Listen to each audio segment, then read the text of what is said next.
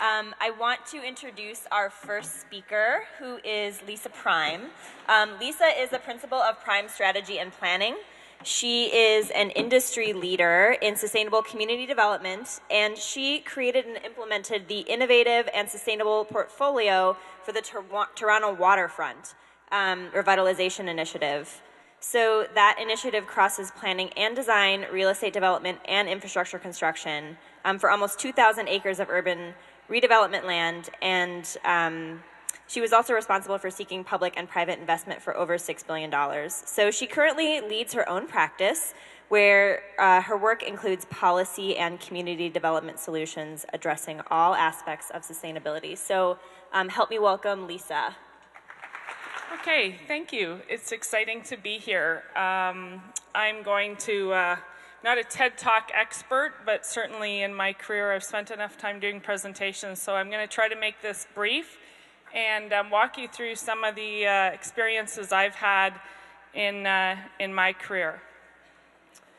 So, as Katie already said, I run a small practice, a boutique practice where I partner really with other small firms as well as big firms. I've got projects that range from urban revitalization and big environmental assessment work, one particular one with Jacobs, and I do smaller initiatives where I support developers as well as corporate clients as well, and municipal policy as well. So, so quite a range of things. My work at Waterfront Toronto spans over a decade, leads us up until I guess about 2.5 years ago I started my own company. I'm going to walk you through some of the policy lens work that I did there that sort of set the tone for what we call Waterfront 2.0, which is what some of you may be familiar with now, is the initiative with Sidewalk Labs.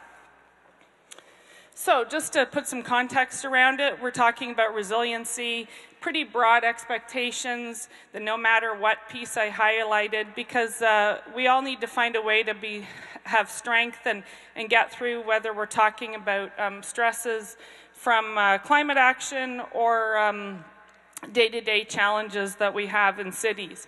But I think what's important is that we understand that this is different in different places, that there needs to be flexibility in understanding what this means and identifying what your priorities are. Just a note on Toronto, we are, as a city of Toronto, one of the Rockefeller resilient cities. So we have an RCO there, which is really exciting to lead a strategic process. My work ranges, have work in the city of Toronto, but also across the Greater Toronto Area and other municipalities in Ontario primarily. So I think, what does all this mean, the notion of resiliency? It's really all about the uncertainty that we face and the fact that we're not going to wake up one day and find that we've achieved resiliency or that we've achieved the low carbon objectives. And this is what drove me on some of the policy work that we did on resiliency at Waterfront Toronto. We found that through my work in sustainability there, with piloting initiatives and trying to create new and innovative technology work, it's challenging and it's iterative. We need to innovate in how we're going to get there, because you're not going to just find your answers have been achieved. So this is where you get to the sort of, what's your approach then? What are your priorities? How are you going to get there? And this is where, you know, the relationship to the EcoDistricts work is really close for me, because I've known Rob from early days and work with the Clinton Foundation and the work that we did with the C40 at Waterfront Toronto. And the reality is, you do need iterative processes, you do need a framework, a context to set that policy for some of your objectives. And this is something that we did early at Waterfront Toronto in setting a sustainability framework back in 2005.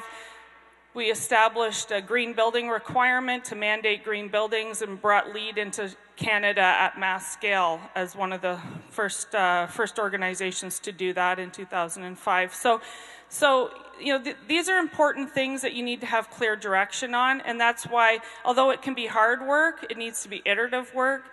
And I hear some of that from people talking about the work with the framework for EcoDistricts. And my advice on that is to just push through, because it's really important to have that direction set out. So you've got to have objectives. You've got to figure out what matters to you. What are the resiliency issues of your community? And how are you going to be measurable? This is a big part of the work that I come from, is setting out those metrics that ultimately give you a social responsibility sustainability report at the end of every year, so that you can show the progress that you've made. And I guess my last point there, you've got to be okay with the fact that your process is perhaps not well established in the beginning. I think we heard that from some of the speakers we saw earlier. You may not entirely know where you're going, but you have to say, what are we looking to achieve, and how do we want to move this? Who are we going to bring together to collaborate to get there? And then the outcomes start to create their own way. This just shows you the model that I put forward and that we did at Waterfront Toronto. The one on the right is the broad vision sort of model that I set out. The one on the left is the more specific piece that we did at Waterfront Toronto for that project. But essentially what we started with was, in the context of needing to get to climate positive for the work we had in Waterfront Toronto, what I saw as the sustainability leader there was that, we weren't going to just wake up and get there one day. We needed to find a way to accelerate the innovation that we were going to get to have a low carbon development. And we needed to have some structure and direction around how we were going to use technology, what we were trying to measure, and why we were trying to measure it. So we set a program that said, here's what the goals were, here's what we're trying to get to. It was all about the people-focused center. We did a lot of benchmarking. We did a lot of context of policy locally, and we did a lot of the aspirational thinking. And some of the climate positive work is ultimately a little aspirational because it's hugely challenging. And then in setting the principles of how we're going to get there, the 4 key areas that are identified here were really a lot of the big challenges that I found in trying to advance sustainability and new technologies. Procurement processes that were always a challenge, or bringing new technologies into a city that was trying to, had a different format of doing things. The notion of collaboration and partnerships. Having partners that wanted to test new technologies, having the opportunity to find project funding through those partners is really, really important. And the piloting of initiatives that your city or your municipality or whoever it is wasn't familiar with was really important. But what's also important about piloting is that it needs to be set up in the context of something that's scalable. Because there's nothing worse than a pilot that really doesn't go anywhere. So you've got to have some understanding if, are we going to look at pedestrian streets? Are we going to look at, in the case of brownfield work, we did soil technologies to clean up or cap or address contamination. And then what's that going to mean to try to carry it forward? You've got to think about that, or else things start to die pretty quickly after a pilot. And then the data-driven decisions, right, is you've got to have data. A big part of how I think about things and like to approach my projects is about design thinking, but it's not about design thinking without data. You've got to understand what you're trying to get to, and you've got to bring these things together. So I think that's important to point out. So a couple highlights of some of the things we did in the 15 years I worked on the waterfront. Well, I still do on some capacity actually, but more directly in this sense, just to sort of be inspiring a little bit. The bottom picture shows an art feature. This is where we took our stormwater management system, and we went through many different iterations on how we were going to do stormwater in this precinct. And one version had took the tanks that we needed for storage out of the development land and put them in the lake, so that we had freed up that space, used the lake wall edge underneath the pedestrian walkway, and then used UV treatment through a wetland in the slip to then drive it back to a facility that treated it with UV technology, and then drove the water through an art feature. So we had a recycled art piece, recycling of water through the art that we were doing. So it became a real integrated process. Now, like lots of projects, the piece we had for the tank settling in the water, we didn't end up doing. We didn't end up doing it for a few different reasons. One of them was the acceleration of the Pan Am Games, that the Pan Am Games brought for some of our development lands, which fast-tracked some other stormwater infrastructure we needed. So we ended up being able to interconnect a couple neighborhoods that originally were supposed to be separated. So we benefited from multiple ways of sort of bringing that planning together. And I think, although, you know, I often see processes with infrastructure where, you know, you're getting down a road really far and no, we can't change direction now because, you know, there's money invested, there's expectations. But there's often ways, and it takes some guts, but there's often things that you should do to switch course a little bit and think about other infrastructure projects that perhaps can move or are going to move in 10 years that you might want to think about now. This is all part of that sort of collective circular thinking and design thinking about solutions and where you're trying to get to that I think can really benefit things. So that's been a highlight project. It's a beautiful park. It's a beautiful piece of integrated infrastructure. The piece up in the top, of course, is a flood protection landform that we had to do to remove flooding for those neighborhoods so that we could actually develop in them. And huge piece of property which removed, I think, about a third of the precinct, which is about 80 acres, if I got that right. Ultimately, we built a beautiful park on it. That doesn't show you the final park, but you can always Google that. That's Corktown Common. It allowed us to say, hey, we're going to lose a big chunk of land for flood protection, but how are we going to make it a usable space? So a big collaboration with the Conservation Authority and others to ensure that you had the ability to maximize the investment ultimately and provide a community use.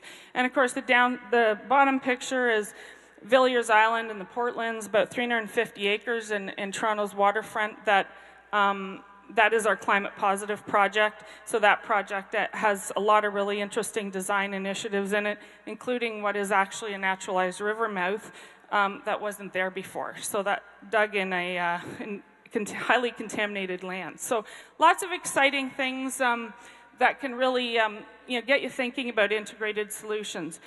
So if we look now at some of the projects I work on now in different municipalities at different scales, sometimes buildings, sometimes development scale, we're still trying to do a lot of the same things. We're looking at microgrids, we're looking at how to relieve those energy challenges. Bottom picture there on the right is about low impact development, and then below that you see a geothermal system. Imagine that's a park. These are all complex things that often are real challenging. You don't put infrastructure in my park underground because one day we might want to build a building there and we can't have geothermal, or you can't put your geothermal underneath an LID. Like, these things are usually very compartmentalized in how departments and municipalities, those that are working on these issues, think about them. And what I'm saying is, no, we need to maximize bringing them together and find ways on why can't we put it there? Why can't we pre-plan the park a little bit and think about a washroom or think about things you might want to do down the road, and not limit ourselves in those opportunities. The other piece there on the left is a green technology for stormwater management for not just parking lots. It's something that you can do, and bringing new technologies for storage systems under roads and under transit or other places to maximize stormwater. So what it's really all about, I think, is what we call planning under a new norm, thinking differently about how we do things, bringing a lot of emphasis on collaboration and partnerships, and thinking about small projects and how they leverage big projects. This picture here is a picture of the YMCA in Toronto's Waterfront, the Cooper Coup, which was part of the Pan Am Village originally, so it's a world-class YMCA. And we're working now with them around a resiliency energy plan model.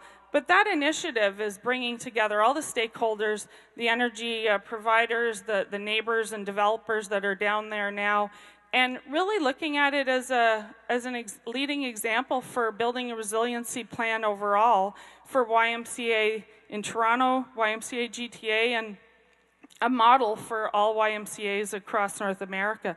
So it's really exciting. It's a small project. It's got a very specific energy focus right now, but as you get into the discussions, I mean, the notion of resiliency and what WISE already provide for communities is huge. And so how can you sort of build that out on hard infrastructure, but also soft infrastructure? So it's really exciting to think about how you leverage those projects and those ideas. So a little bit about what does success look like. I think, you know, you really have to think about things that are right in front of you sometimes. You need to think outside the box about how you innovate and bring common interests together.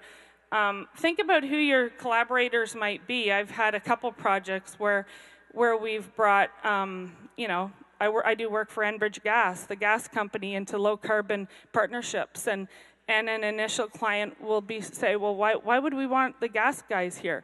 Well, because they're stakeholders. They have an interest, and they have things that they may want to contribute, and they want to be part of the solution. So I've got green infrastructure work I do with CRH Canada around new building formats and green buildings. So, you know, you've got lots of partners out there that you might not be thinking about, and the best thing to do is bring them into the discussion and have those ideas, and ultimately make sure that, you know, you're being transparent with everybody and seeing what might come out of it, because I think it can be really exciting.